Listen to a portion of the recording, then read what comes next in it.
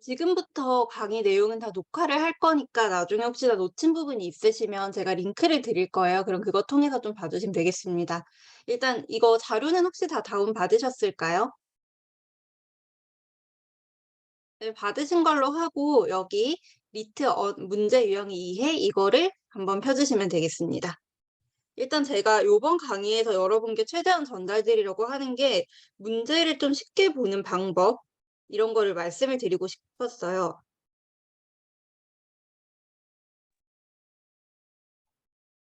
보통 대체로 리트 문제를 푸실 때 가장 어려워하는 부분이 '내가 분명히 문제를 풀었고 본문 안에 근거가 있는데 왜 이거 못 봤을까?' 하는 게 좀 어려우시지 않았을까 생각을 하거든요.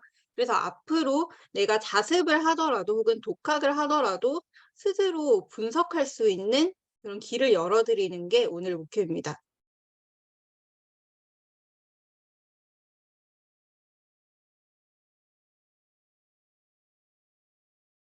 그래서 전반적으로 문제 유형을 제가 설명을 할 건데 당연히 이거만 봐서는 아무런 도움이 안 돼요. 뒤에서 제가 말씀드리는 걸 보면서 '아 저 사람은 저렇게 분석을 하는구나.' 하는 걸 꼭 봐 주셔야지 도움이 되니까 여기는 간단하게 '배경 지식을 알아가는 파트다.'라고 생각을 하고 좀 편하게 들어 주시면 되겠습니다. 일단 제가 문제 유형은 크게 세 가지로 나누고 있어요. 뭐냐면 첫 번째가 서술상 특징이라는 걸로 나누고 있는데 얘는 사실은 리트에서 초창기에 나오다가 지금은 거의 나오지 않습니다. "윗글의 구조를 파악하라." 이런 거. 그래서 구조 파악이라고도 부르긴 하지만 이 유형은 거의 나오지 않는다라고 봐 주시면 될 것 같습니다. 그리고 다음으로 보게 되면 이제 이번 내용 일치 유형이 거의 리트의 전부라고 할 수 있는데요. 여기에는 잠깐 별표 한번 쳐 주시면 감사하겠습니다. 내용 일치라고 하는 파트가 이제 본문과 선지 간의 내용 일치를 이제 파악해야 되고 이때 나와 있는 트릭들을 기준으로 제가 설명을 좀 드릴 거예요. 그래서 이 문제는 이런 트릭으로 만들었다 하는 걸 말씀을 드릴 거라 이런 거 파악하실 때 유용하게 쓰실 수 있을 것 같습니다. 그리고 세 번째로 보기 유형 같은 경우에는 아마 많이 어려워하실 것 같아요. 이거 첫 번째 특강 들으셨던 분들은 그래도 감을 잡으셨을 거라고 생각하는데 보기를 어떻게 보는지 따로 말씀을 드릴 겁니다. 그리고 문제 트릭은 제가 크게 다섯 가지로 분류하고 있어요. 여기에서 뭐 관점 트릭, 소재 의미 트릭, 그리고 넘버링하는 트릭, 사례를 대입하는 트릭, 그리고 활용 이렇게 다섯 가지가 있는데 이것들은 이제 문제의 출제 기준이라고 보자 보시면 좀 더 좋을 것 같아요. 예를 들어서 '이런 관점으로 문제를 냈고 여기에서 학생들이 어려워하게 만들었구나.' 하는 거를 설명드리려고 제가 이렇게 분류를 사용하고 있습니다. 그리고 다음 넘어가게 되면 제가 대분류랑 소분류를 종합해서 표를 만들어 놨는데 항상 이 구조 가지고 말씀을 드릴 거예요. 그래서 '아 저 사람이 문제 유형을 분류를 할 때는 이런 식으로 분류하는구나.'라고 들어 주시면 되겠습니다.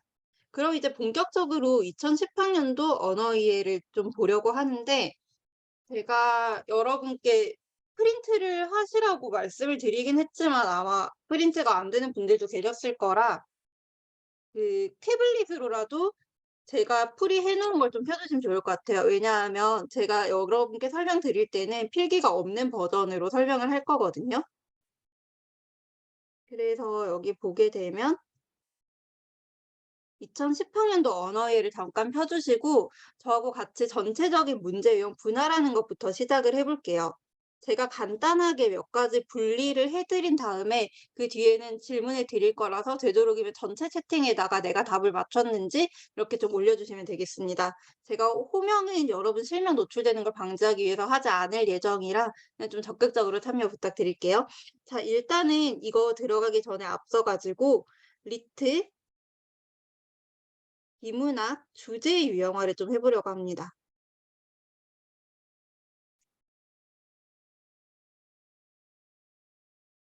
혹시 비문학 문제들이 비문학이라긴 그렇죠. 언어의 문제들이 이렇게 주제가 분리된다는 걸 미리 알고 계셨던 분 계신가요? 뭐 인문이나 과학, 사회 뭐 이런 식으로 네 미리 알고 계신 분들 되게 많이 계실 텐데 만약에 제가 지금 말씀드리는 거에 대해서 알고 싶으시다면 법전협에서 올려놓은 공식 리트 뭐였더라? 어쨌든 책이 있거든요. 파란 색깔. 그거를 좀 사서 봐주시면 될 것 같습니다. 거기에서는 크게 이렇게 나누고 있어요. 인문, 그리고 두 번째가 사회, 세 번째가 과학, 그리고 네 번째가 규범으로 돼 있는데 사실 저는 규범을 따로 분리를 하진 않아요. 대신에 인문에 제가 주로 포함시키는 게 철학 제시문을 포함을 시키고 있고 사회에는 경제와 법을 포함시키고 있습니다. 이게 수능이랑 같은 분류 기준으로 가고 있는 거라 그래요. 또 과학은 당연히 과학이랑 기술일 거고요. 그래서 전반적으로 잠깐 말씀을 드리자면 지난 시간에 했었던 거라 간단하게만 할게요. 인문 철학 제시문에서는 주로 관점을 물어보는 문제가 출제가 됩니다. 그리고 사회 제시문에서는 뭐 원인과 결과 혹은 순서라고도 하는데 뭐를 통해서 뭐가 일어났다, 이것 때문에 판단할 수 있다라고 하는 판단 문항이 주로 출제되고 있습니다. 그리고 과학에서는 당연히 응용하는 문제들이 출제가 되고 많이 어려워하셨던 그런 계산 문제들이 나오는 트릭이 정해져 있거든요. 그래서 그런 것도 말씀을 좀 드리겠습니다. 그리고 규범은 제가 이 분류를 사용하진 않아서 여기는 좀 건너뛰도록 할게요. 일단은 첫 번째, 오늘날 경제학은 이렇게 돼 있다면 문제를 처음에 읽는 거 먼저 설명을 드릴게요. 일단 어떻게 봐주셔야 되냐면 경제학이라고 돼 있으니까 얘는 사회 지문이겠구나 라는 거를 짐작하고 시작하시는 겁니다. 그리고 문제 생긴 거를 보게 되는데 여기부터 이제 좀 잘 들어주셨으면 좋겠어요. 4번 보면은 기억에 담긴 판단 내용으로 보기 어려운 것은 이런 게 있고 5번에는 니은에 포함되는 것을 보기 어려운 것은 그리고 6번에서 보면은 위 글의 행동 경제학에 동의하지 않는 것은 이렇게 돼 있습니다.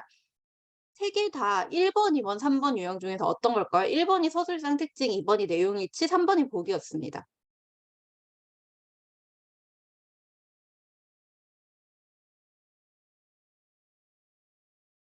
아무도 대답을 안 하시는군요.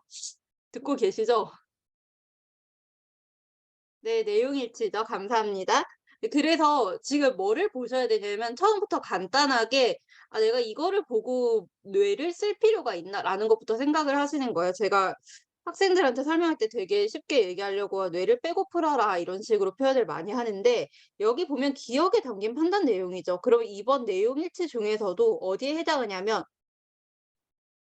이렇게 기억, 니은, 디귿, 리을, 미음이 있으면 그 주변만 보시면 돼요. 그래서 제가 이거를 소재 트릭이라고 정리를 하고 있습니다. 그리고 두 번째 것도 보실게요. 니은에 포함되는 것이라고 되어 있는데 얘도 사실은 마찬가지로 내용일치죠. 근데 니은이라고 돼 있으니까 얘도 제가 소재의 의미라고 분할하는 문항이고 얘도 니은 주변만 보시면 돼요. 그리고 6번에서 윗글의 행동 경제학이 동의하지 않는 것은 이것도 엄밀히 따지게 되면은 2번에서 이제 행동 경작이라고 돼 있으니까 사실 관점이라고 하긴 했지만 소재의 의미라고 해도 무방합니다. 풀이 방법은 똑같거든요. 자, 그런데 이렇게 분할하는 게 왜 의미가 있는지 잠깐 제가 필기했던 걸로 돌아가서 설명을 좀 드릴게요.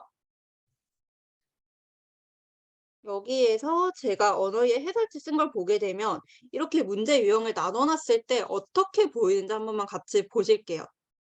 자, 4번 근거는 기억이 여기 있을 때 그 주변에 몰려 있는 거 지금 보이시죠?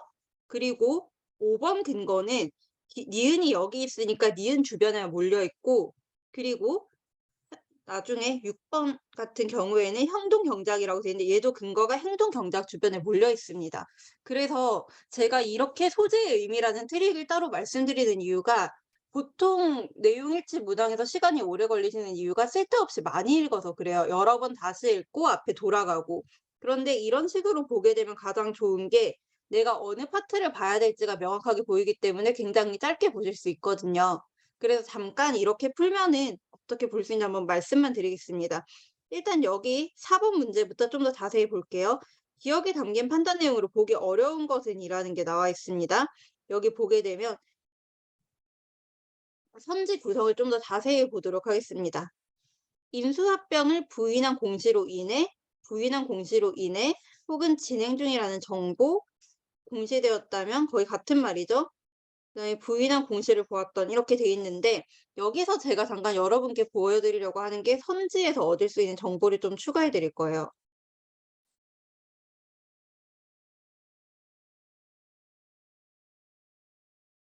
왜냐하면 선지 자체가 전체적인 본문 내용을 좀 요약한 거다 보니까 그걸 말씀을 드려야 되거든요. 일단 1 번, 2 번은 둘 다 인수합병을 부인하였다. 그리고 3 번, 4 번은 인수합병을 공시하였다. 그럼 경우가 지금 분할되는 거 혹시 보이세요? 보이실 거라 생각하고 좀 설명을 진행하겠습니다. 일단 여기에서는 지금 이쪽 파트 제가 적었던 거에는 적은 건 아니고 밑줄 친 거죠. 합병 과정을 공개하지 않음으로써 얘가 사실상 부인했다. 뭐 이런 걸로 봐줘야겠죠?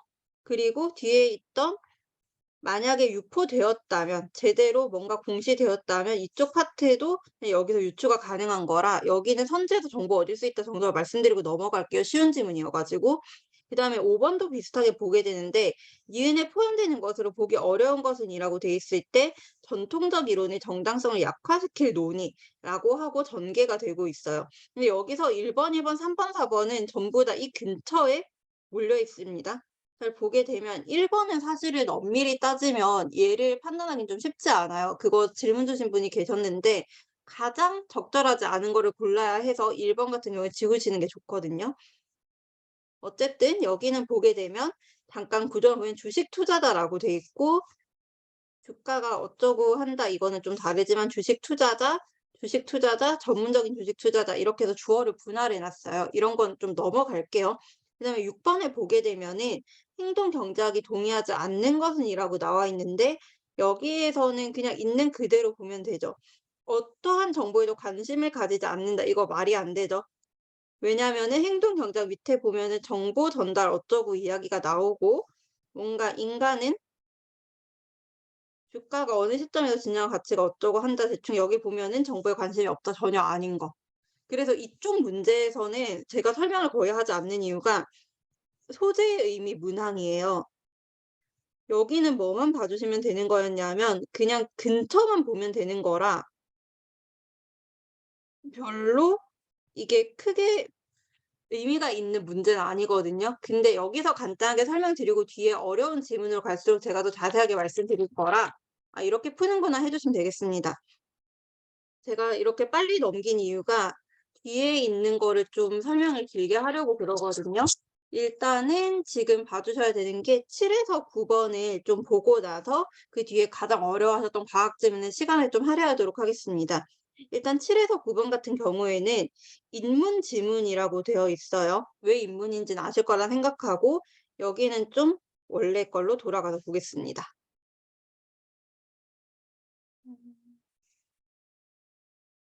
여기부터는 이제 직접 여러분께서 문제 유형 분할하는 거를 좀 해 주셔야 돼요. 그래서 계속 어떤 식으로 사고 과정을 체계할 거냐면 첫 번째가 문제 유형을 보는 거 그리고 두 번째로 해 주셔야 되는 게 풀이법을 고민하는 거고 그리고 저랑 같이 세 번째로 하실 작업이 어떤 걸 하실 거냐면 선지를 분석하기 시작하실 거예요. 그래서 이거 세 가지를 한다 생각하고 지금부터는 거의 실습한다라고 봐 주시면 되겠습니다. 여기에서 집중 좀 잘 해 주세요. 자 일단은 얘는 봤을 때 주제 자체는 인문 지문이란 거 보이실 거라 생각하고 제가 설명을 시작하겠습니다. 일단 7 번에서 "윗글의 서술과 일치하는 것은" 이라는 문항이 나오는데 얘는 혹시 유형이 몇 번일까요?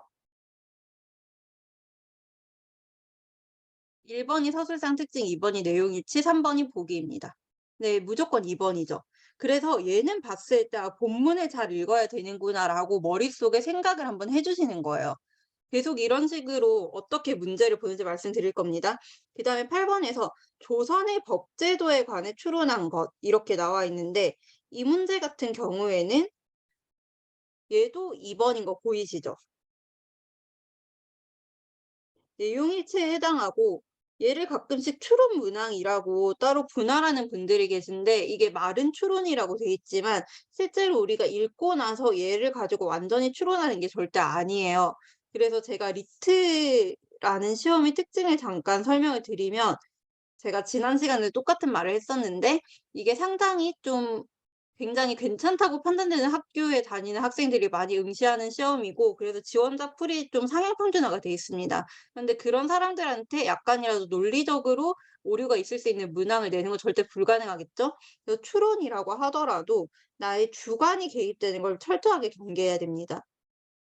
그래서 제가 이거를 내용 일치라고 명명을 하는 이유가, 얘가 단순하게 내용을 보면 되는데 그게 내용을 안 보시고 내가 추론을 하려고 한다, 그러다 보니까 많이 틀리는 거거든요.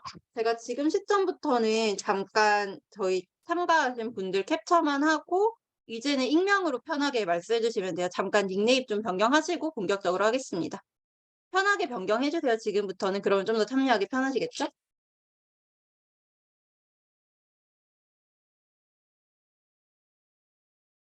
네, 그러면 본격적으로 이제 진행해 보겠습니다. 얘도 그래서 추론 문항이지만 내용 일치라서 '완전히 똑같은 말을 봐야 되구나.' 하는 거 생각해 주실게요. 그다음에 9번 문항은 쓸 때 몇 번이죠? 1 번, 2 번, 3번 중에서? 될 게 3 번밖에 없죠. 그래서 얘는 3번 보기 문항이다라고 봐 주시면 되겠습니다. 몽슬님 되게 귀엽네요. 아, 떡국님도 계시고, 네, 감사합니다. 자, 여기 보면 윗글로브와 타다한 것을 있는 대로 고른 것은이라는 문제가 나옵니다. 그런데 여러분께 제가 지금 말씀을 드리려고 하는 게, 문제 사이의 관계를 보는 눈도 같이 보실 거예요. 자, 지금 우리 7 번이랑 그리고 여기 있는 9 번이랑 키워드 중복되는 거 보이실까요? 대충 봤을 때 책 이름이 나와 있는데 이런 키워드가 중복되는 경우에는 저는 이걸 연결 문항으로 간주하거든요. 그래서 앞으로 더 자세히 갈수록 심화해서 말씀을 드리겠지만, 여기에 나왔던 어떠한 그 문제의 근거 혹은 선제의 판단 근거들이 7 번에서 썼던 게 9 번에서도 쓰일 수 있구나라는 것만 잠깐 머릿속으로 생각해 주세요. 자, 그러면 7 번부터 잠깐 선지 구성만 보겠습니다. 여기부터는 제가 원래 프린트에 적어 드리지 않았던 문제 보는 트릭을 계속 말씀드릴 거예요. 그래서 이쪽부터는 보통 유료 수강생들한테 말씀드리는 자료니까 여기 잘 필기해 주시면 도움 될 거라 생각합니다. 자, 그리고 제가 계속해서 여기 표시하는 방법들이 있는데, 주로 쓰는 게 화살표를 많이 쓰고, 얘는 뭐 시간 경과나 그런 것들이에요. 그리고 동그라미는 이렇게 돼 있는 게 단어 정의거든요. 그래서 이런 표현들을 어떤 식으로 제가 활용하고 있는지 좀 봐주시면 나중에 해설 보실 때 도움 될 것 같습니다. 자, 선지 구성부터 분석할게요. 이걸 왜 하냐면, 여러분이 지문 읽을 때 내용 이해가 잘 안 된다, 그리고 시간이 많이 걸린다 하셔서 그런 부분을 보완하기 위한 겁니다. 자, 보면 경제육전과 소육전은 경국대전을 보완하였다. 그러면 순서가 경국대전 보완한 거니까 이렇게 가는 거겠죠? 그리고 등록에 수록된 수교는 경국대전에 포함되지 않았다. 그리고 편찬 이후에 그다음에 4 번에는 등록되지 않은 수교가 등록에 수록되어 있기도 하였다. 그리고 5 번의 수교는 얘하고 입법 시기가 겹치기도 하였다. 그럼 전반적으로 저희가 지금 본문에서 이 선제만 가지고 뭐를 짐작하실 수 있냐면, 이거부터 제가 필기 안 한 거예요. 첫 번째가 본문에서 시간 순서가 굉장히 중요하게 언급되지 않을까요? 그리고 두 번째로 봐야 되는 게 키워드. 어떤 것들이 나오는지, 이렇게 두 개가 핵심입니다. 그래서 계속 선지를 보고 제가 정보를 파악하시라고 요구하는 이유가, 우리가 그냥 지문만 보게 되면 어디가 중요한지 판단하기가 어려워요. 그래서 선지에 나와 있는 키워드 가지고, 그리고 선지에서 이거 시간 순서로 문제를 만들고 있으니까 내가 그걸 보완해야겠다라고 머릿속에 계획을 짜 주시는 겁니다. 그쵸? 그리고 제가 여기에서는 좀 더 추가로 스킬 쓰는 게, 이건 제가 편해서 쓴 건데, 경제육전에 1 번, 뭐 소육전에 2 번, 경국대전 3번 이런 식으로 해 가지고 본문에서 여기 해당하는 것들 그냥 1 번, 2 번, 3번 넘버링 하기도 하거든요. 근데 이거는 별로 중요하지 않으니까 넘어갈게요. 그다음에 8 번, 윗글로부터 조선의 법제도에 관해 출연한 것으로 적절하지 않은 것은, 이러거든요. 얘도 볼게요. 중한집권을 위해서 충돌 문제로 전유체제 출연이 지연되었다. 그다음에 3 번에서는 고려하여 어떻게 했다. 취하였으나 간섭이 고려되기도 했다. 5 번은 편찬할 때 고법이 존중되었다. 얘도 대충 봤을 때 조선의 법제도가 제정되는 과정을 물어보는 것 같지 않으세요? 이렇게 보시라고 하는 이유가 7 번이랑 8 번에서 우리가 '여기서도 시간 순서에 주목해야 되는구나.'라는 정보를 알게 되면 본문을 읽을 때 훨씬 편하다는 거죠. 시간 순서라고도 하고 인과관계라고도 하고 혹은 그냥 단순하게 순서 혹은 제가 화살표라고도 부르는 문학 유형인데 뭐 때문에 뭐를 했는가라는 것들이 주로 인문 사회지문에 굉장히 많이 나옵니다. 그리고 리트에서 계속 나오는 유형이고요. 그다음 9번 보게 되면 윗글로브와 타당한 것을 보기에서 있는 대로 고르라고 요구하고 있습니다. 얘도 대명률, 경국대전, 속대전이 나와 있고 관찰사는 뭐뭐 중 후자를 적용했지만 뭐뭐 하지 못하였다 판단 기준 나오죠. 그다음에 고발한 사건에서 규정을 확인한 후 효자를 적용했다. 얘도 판단 기준이고 또 전자를 정했다 판단 기준. 5 번에서도 없어서 처벌하지 못할 때도 판단 기준 나오고 있죠. 그래서 우리가 전체적으로 지금 선지만 보고 알아야 되는 정보가 '아 시간 순서가 나오는구나. 그리고 마지막에는 법을 적용하는 게 나오는구나.' 이거 알고 다시 한번 본문을 보실게요. 그러면 어떻게 달라지는지 같이 확인하겠습니다. 자 여기에서 제가 말씀드렸던 게 시간 순서를 보라고 말씀을 드렸죠.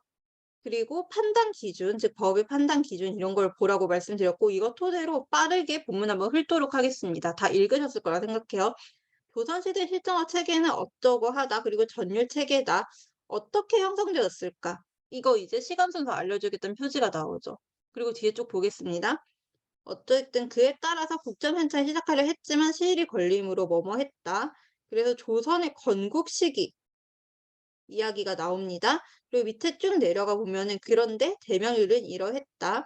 그래서 대명률이 가지고 있는 여러 가지 뭔가 한계 같은 게 언급이 되고 한편 시일이 걸렸다. 그리고 조선 후기까지 이어지는 독특한 법정 편찬 과정에 있었다. 이런 식으로 이야기를 하고 있습니다. 지금 제가 아주 간단하게 구조를 훑었는데 어떤 식으로 이 선지에서 힌트를 얻어가는지 봐주셨으면 좋겠어요.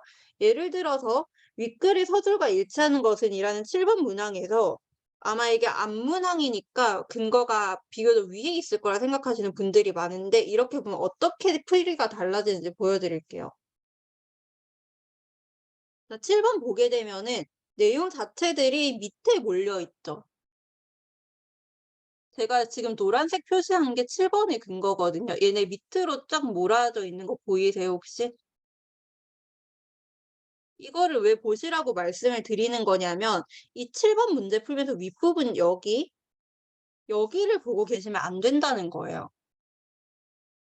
무슨 의미냐면 윗글에서 순서 위주로 뭔가 본문이 나올 거다라고 이야기를 했고 그리고 7 번에서는 경제육전, 속대전, 경국대전 이런 이야기가 나오는데 그거 이야기가 나오기도 전에 이쪽을 보고 있으면 거기서 시간이 모자라지시는 거겠죠?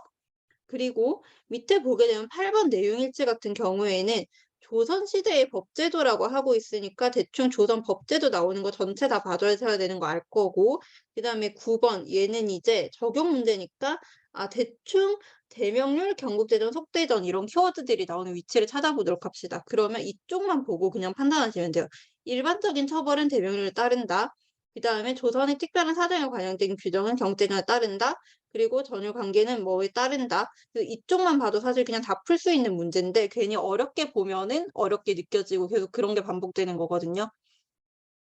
일단은 이쪽은 그냥 전반적으로 문제 보는 것만 보여드렸는데 혹시 7, 8, 9번 중에 해설 필요한 문항 있으신가요?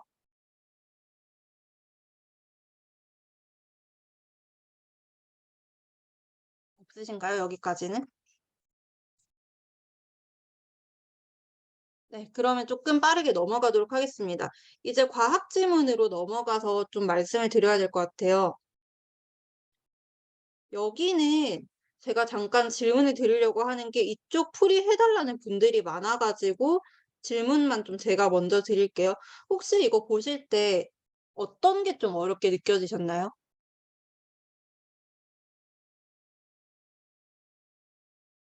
잠깐만 기다렸다 갈게요. 이거 질문 주신 분이 있었어 가지고.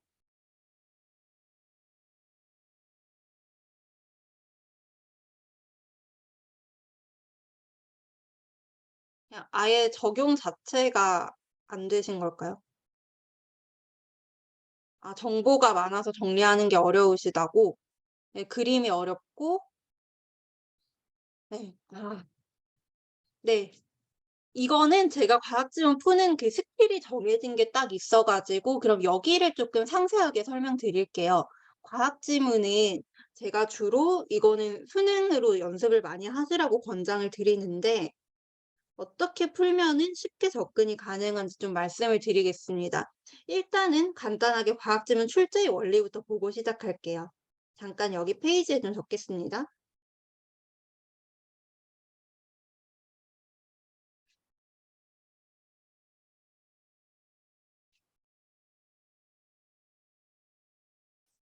사실 과학 지문 같은 경우에는 여러분께서 주로 봐주셔야 되는 포인트들이 몇 가지가 있어요. 어떤 거를 좀 봐주시면 굉장히 좋냐면, 일단 첫 번째로 정보량이 많다라고 느끼시는 이유부터 한번 찝어볼게요. 일단은 정보량이 많다라는 문제가 왜 발생하는 거냐면,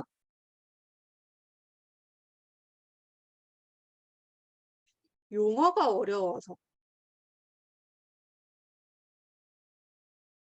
이게 사실은 거의 대부분이지 않을까 싶어요. 왜냐하면 여러분이 만약에 아주 쉬운 뭐 초등학교 바른 생활, 슬기로운 생활 이런 거를 길게 써 놨다고 해서 그걸 어렵게 느끼시지 않잖아요. 그래서 내가 왜 어렵게 느끼시는지를 먼저 좀 파악을 해 주시면 좋은데 보통은 용어가 어려운 게 첫 번째고, 그리고 두 번째로 "그림이 어렵다."라고 하는 거는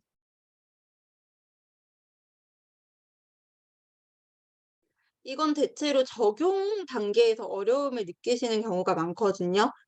근데 여기서 과학 지문은 항상 최소한 2 회독을 하신다 생각을 하셔야 돼요. 그 출제 원리가 용어를 어렵게 만들고 적응하는 거 어렵게 만들어서 결론적으로 여기서 하는 게 시간을 지연시키는 거예요. 어떻게든 변별력을 만들어야 되니까. 근데 어떤 식으로 문제가 출제되는지를 알고 있다면 여기서 시간을 덜 뺏길 수 있거든요. 그래서 저는 과학 지문 계산은 마지막에 하라고 추천을 드리긴 합니다. 일단은 그러면 과학 지문 접근 패턴을 분리하고 제가 이거대로 접근하는 걸 보여드리도록 하겠습니다.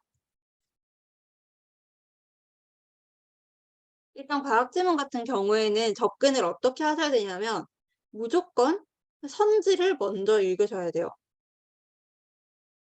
근데 그렇게 하면은 뭐를 알 수 있냐면 내가 집중해야 하는 키워드, 즉 용어를 알 수 있습니다. 근데 당연히 선지 한번 읽었다고 해서 이 키워드를 외우고 내가 본문에서 다시 찾는다 이건 아니고 대충 눈에 한번 바른다라는 느낌으로 이걸 읽으시는 거예요. 그래서 눈에 키워드를 한번 발라준 다음에 본문 읽으면서 '이거 왠지 본 것 같아.' 이러고 동그라미 쳐 놓고 거기 다시 가서 검증하시는 거죠.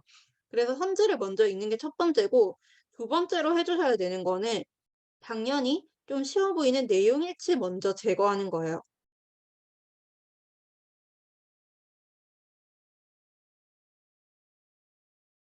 근데 이때 한 가지 명심해 주셔야 될 거는 본문에 나와 있는 사례 혹은 자세한 그 직례라고 할까요? 예시라고 할게요. 그냥 예시. 본문에 나와 있는 예시 파트는 어차피 문제화 되기 때문에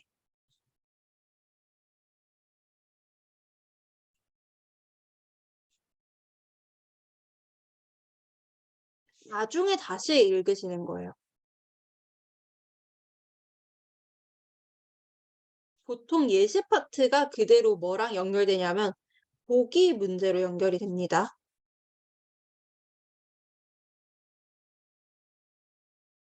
여기까지 잠깐 적을 시간 드리고 제가 뒤에 넘어가도록 할게요. 10초 있다가 뒷페이지 넘기겠습니다. 그리고 어떻게 이렇게 접근하는지 좀 보여드리려고 하거든요.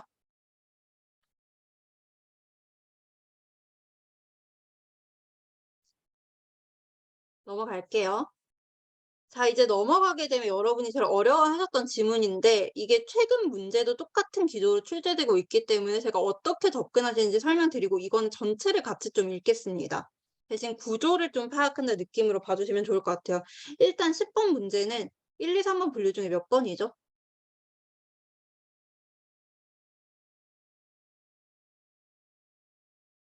네, 2번이죠. 이거는 이제 보이시죠? 2번 내용 일치이기 때문에 내가 여기에서 나와 있는 키워드를 본문에서 찾아야겠다라는 것만 알고 가셔도 사실은 되게 많이 얻어가시는 거예요. 얘는 봤을 때 최근에 연구를 통해서 뭐뭐 했다. 학문의 발달을 통해서 증가시켰다. 수리 분류학자의 개통수는 이런 거 이제 약간 눈에 바르면 좋을 키워드로 좀 보이시죠? 네, 이런 애들은 저는 보통 동그라미 치긴 합니다. 그냥 읽을 때. 그리고 4번 분기론자는 다 키워드죠? 근거에 얻은 정보를 바탕으로 개통수를 달성한다. 컴퓨터학의 발달로 뭐뭐 한다. 여기는 그러면 선지 자체가 어떤 구조로 되어 있는지 볼게요. 첫 번째가 순서, 즉 출현 순서 이야기하고 있죠. 그리고 이제 두 번째로 나오는 게 뭐 수리 분리학자, 분류학자, 분기론자 이런 것들이 나오니까 얘네는 동그라미는이라는 거, 즉 누구는 누구다 혹은 뭐는 뭐다라는 정의 측면에서 동그라미 는으로 표시하시면 해결이 될 거예요. 그리고 순서 나오는데 이거는 따라서 뭐뭐 한다면 그렇기 때문에 이런 파트에 이거만 찝어 주시면은 굉장히 잘 보일 거예요. 그래서 이거는 제가 표시법은 설명드리겠습니다. 그다음에 자 11번 문제. 얘가 그림이 어려워 보이실 수 있는데 얘가 3번 문항에서 보기에 해당하겠죠? 근데 이 문제가 생긴 거 한번 보시도록 할게요. 마이너스를 원시형질로 한다. 그리고 플러스를 파생형질로 한다라고 하고 분기론자가 나왔네요. 분기론자 10분에서 눈에 익은 거 같죠? 이런 식으로 '아 얘네가 키워드구나. 그럼 여기 동그라미 잘 쳐야겠다.'라는 느낌으로 이걸 먼저 봐 주시는 거예요. 그리고 어차피 이거 관계 규명한다 이거 적용 문제잖아요.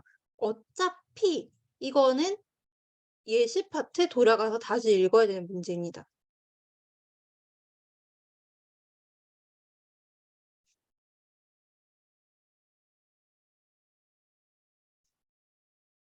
그래서 보면은 뭔가 자기 파생 형질, 공유 파생 현질, 최대 가능성 원리, 그리고 최선의 개통수 선택 이런 것들 내가 눈에 발라둬야 되는 키워드다라는 거 대충 보이시죠? 그다음에 12번 분류군을 조사해서 표현한 장은 수리 분류학자 키워드죠. 얘도 10번이랑 반복되는 거 보이지 않으세요?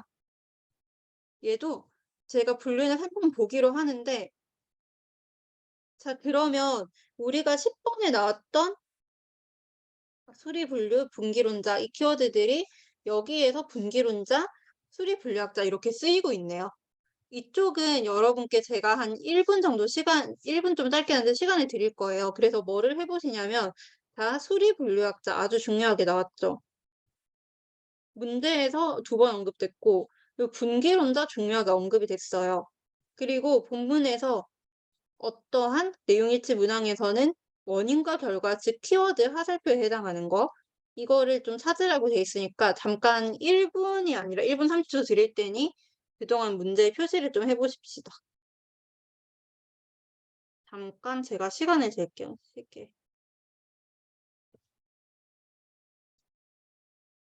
다시 말씀드리자면 수리 분류학자, 분기론자, 원인과 결과 이렇게 세 가지 가지고 보시는 거예요.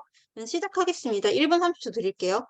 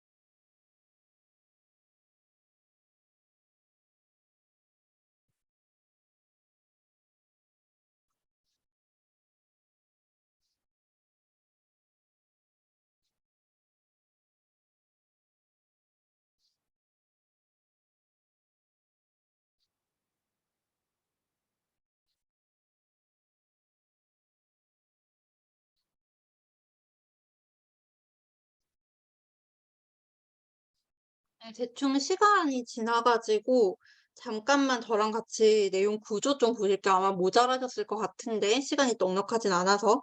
자, 이거 지문 보게 되면 일단은 여기 나와 있는 10 번의 내용 일치 파트에 해당하는 그런 근거들은 또 앞부분에 몰려 있겠죠. 왜냐하면 "뭐뭐를 통해서 발전했다."라는 말들이 이쪽에 다 몰려 있는 거 보이시죠? 그래서 나중에 제 풀이 보시면 여기에 다 몰려 있을 거예요. 그러면 얘는 좀 간단하게 해결되죠. 1 번, 2 번, 4 번, 5 번은 본문에 그대로 나와 있는데 3 번은 본문에 없기 때문에 3 번이 답이다. 이런 식으로 골라 주시면 되고 정확한 근거 위치는 제가 풀이 드렸던 거에서 확인해 주시면 되겠습니다. 그리고 11번 보게 되면은 얘부터가 이제 제가 말했던 예시 파트 그대로 다시 여러 번 읽어야 된다는 부분이거든요.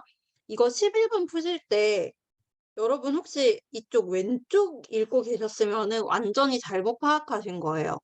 왜냐하면 분기론자 이야기는 여기부터 나와 있고 이쪽에 내용이 그대로 반복이 되고 있는데 굳이 옆에부터 읽으니까 시간이 뺏기는 거거든요. 근데 이거 적용하는 거는 제가 조금 이따 보여드릴게요. 그리고 12 번도 마찬가지죠.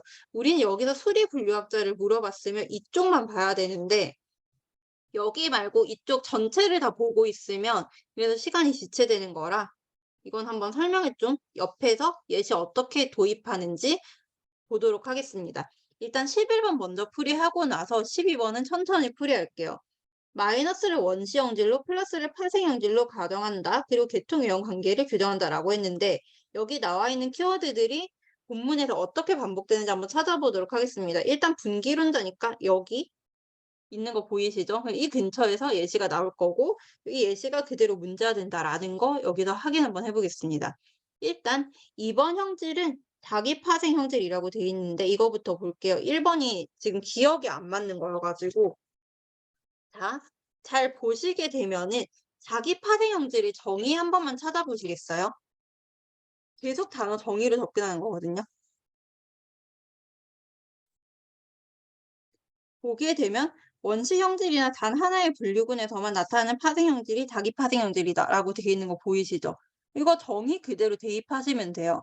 그럼 2 번이 얘한테만 있어야겠죠. 그러면 여기서 확인 잠깐 해 보면은 이쪽에서 B에서만 플러스 되어 있는 거 확인되시죠? 그렇기 때문에 얘는 자기 파생 형질이다. 그냥 그렇게 보시면 되고 여기서 제가 썼던 풀이법을 명명을 한번 해 드릴게요.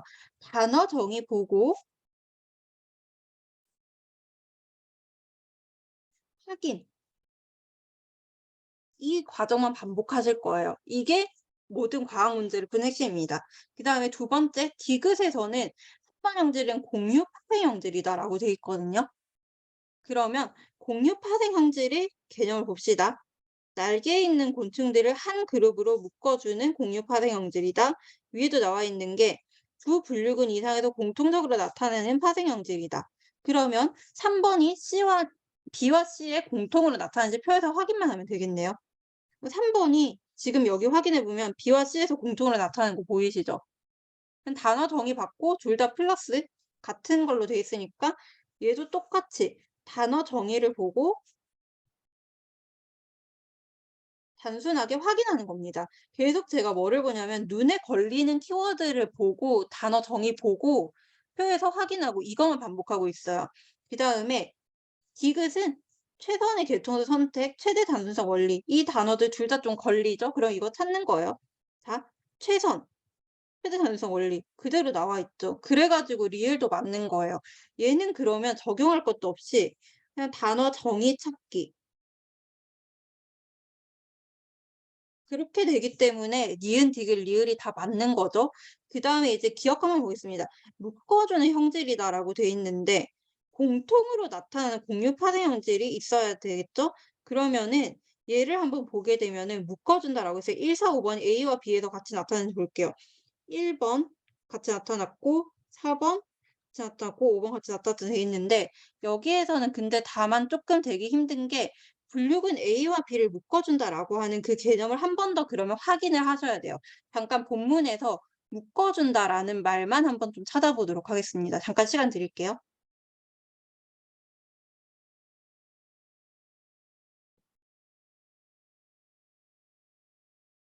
혹은 조금만 더 힌트를 드린다면 원시 형질이랑 파생 형질의 개념을 봐주시면 조금 더 좋습니다. 왜냐하면 그게 선지에 나와 있으니까. 여기서 잠시 생각할 시간을 30 초를 1분 드릴 테니까 왜 이게 이렇게 되는지 잠깐만 고민해 보시고, 혹시나 뭔가 근거 생각나는 게 있으신 분은 채팅창에 올려주세요. 그럼 제가 그거 판별해 드릴게요.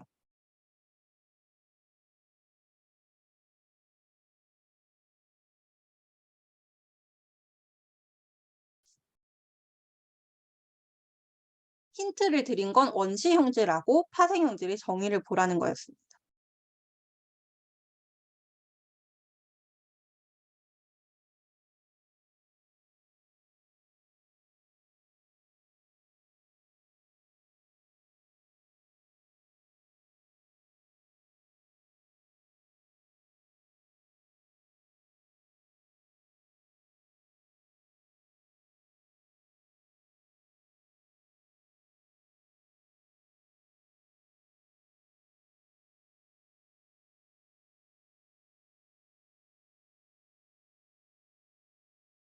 딱 1분 지났으니까 이제 해설을 좀 해 드릴게요.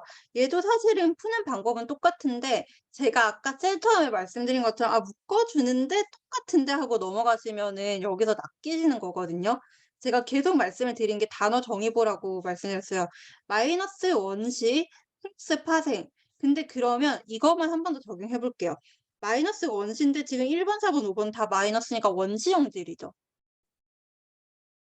그러면 원시 형질의 정의 보고 파생 형질의 정의만 보겠습니다. 원시 형질은 뭐라고 돼 있냐면 원래 있던 거, 그리고 파생 형질은 두 분류군에서 공통으로 나타내는 게 파생 형질이라고 돼 있어요.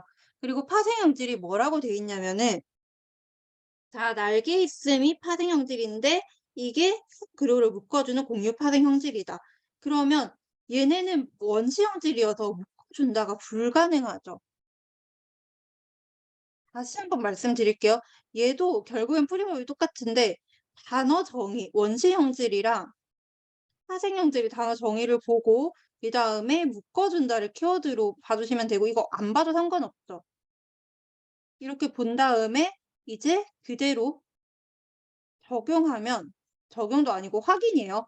확인만 하면은 '아 얘네는 원시 형질이기 때문에 묶어주는 형질이 될 수 없다.' 이렇게 확인하실 수 있거든요.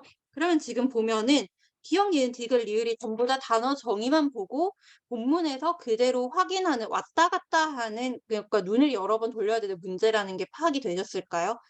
파악되셨으면 1번 눌러 주시고, 혹시 질문 있으신 분 2번 남겨 주시고 질문해 주세요. 잠깐만 기다렸다 갈게요.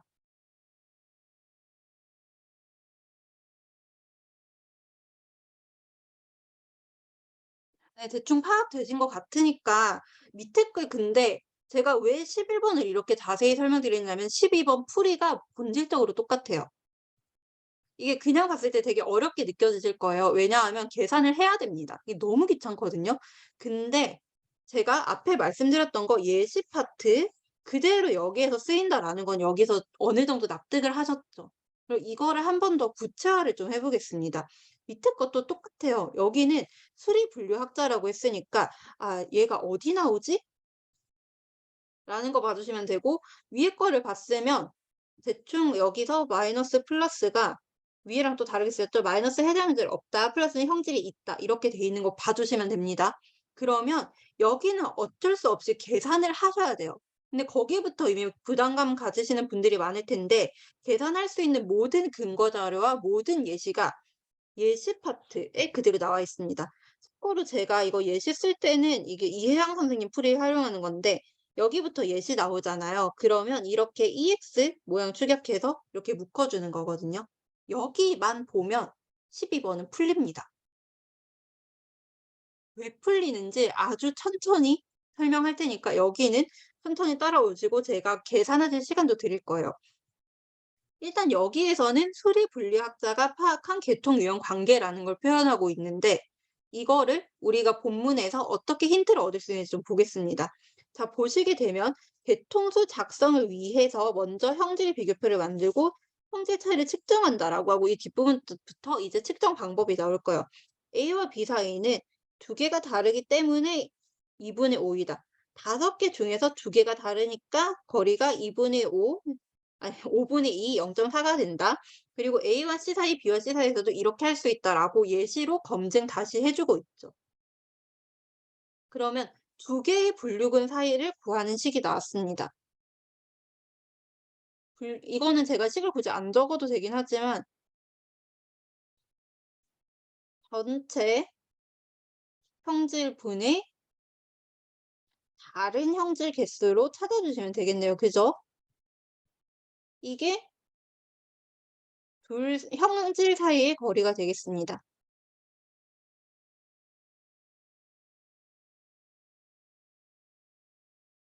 그리고 또 나오는 게 묶인 A와 B를 하나의 분류근으로 간주하고 다시 계산하는데 이 방법이 A와 B 묶음이랑 C 사이의 거리는 A와 C 사이의 거리와 B와 C 사이의 거리의 산술평균값인 0.8 그대로 대입하면 되겠죠? 그다음에 가장 낮은 거리값을 어쩌고 하는데 4종 이상의 분류군을 대상으로 한다. 이게 우리 문제에 나온 경우인데 보통 이렇게 부가 설명이 나오면 이게 문제에 무조건 활용이 되거든요. 가장 작은 거리값을 찾아 해당 분류군을 묶어준다. 이렇게 묶는 것까지 봐야겠죠. 그러면 여기에서는 이걸 그대로 대입하시는 걸 연습을 하셔야 되는데 일단은 A와 B 이렇게 두 개 사이의 거리 구하는 게 나와 있고 그리고 그다음에 묶는 단계가 하나 나와 있고 세 번째 4종 이상일 경우까지 나와 있습니다. 그럼 일단 여러분이 어쨌든 여기 노가다를 좀 하셔야 돼요. A랑 B 사이의 거리 계산하셔야 되고 AC 사이 거리 계산하셔야 되고 A와 D 사이, B와 C 사이, B와 D 사이, C와 D 사이 이렇게 계산을 하셔야 돼요. 그래서 지금은 잠깐 뭘 하실 거냐면 제가 3분 정도 시간을 드릴 거예요. 그럼 이거 직접 좀 귀찮으시겠지만 계산 한 번만 할게요. 첫 번째 하셔야 되는 게 A랑 B 사이, 두 번째가 A랑 C 사이, 그다음에 세 번째가 A랑 D 사이, 그러고 네 번째가 B랑 C 사이, 다섯 번째가 B와 D 사이, 여섯 번째가 C와 D 사이 이렇게 해가지고 관계 거리를 한 번만 계산해 볼게요. 근데 전체 형질분의 다른 형질 개수라고 했으니까 A랑 B 사이만 제가 한번 하겠습니다. A, B 보면은 하나, 둘, 그리고 몇 개가 다르지? 셋, 넷, 네 개가 다르네요. 그러면 전체 형질이 8개고 다른 게 4개니까 이런 0.5가 되죠. 이렇게 나머지 계산 잠깐 3분 하시고 그 뒤에 이어서 진행하겠습니다. 잠깐 계산하실게요.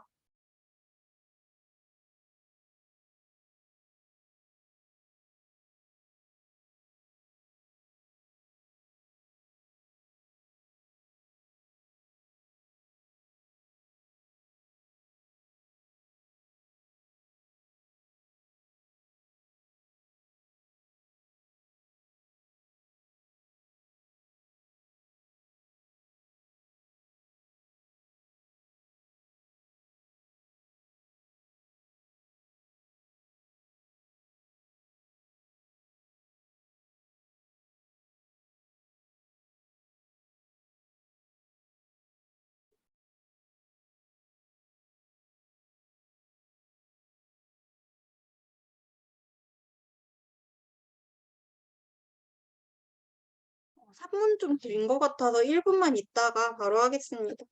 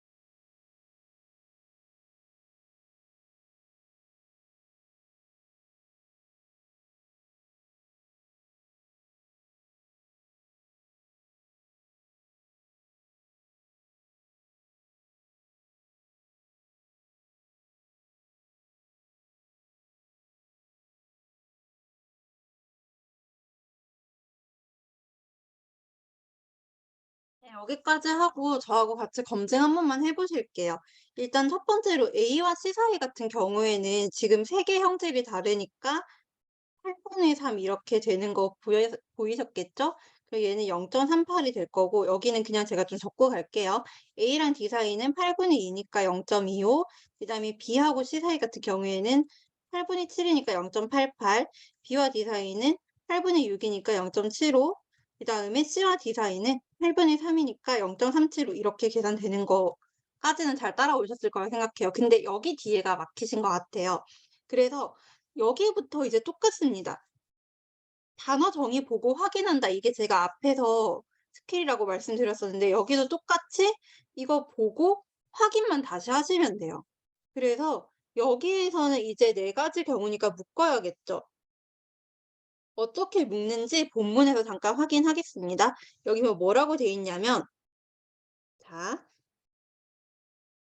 가장 작은 거리값을 갖는 A와 B를 먼저 묶는다라고 했어요. 자, 여기에서 거리값 제일 작은 게 뭘까요?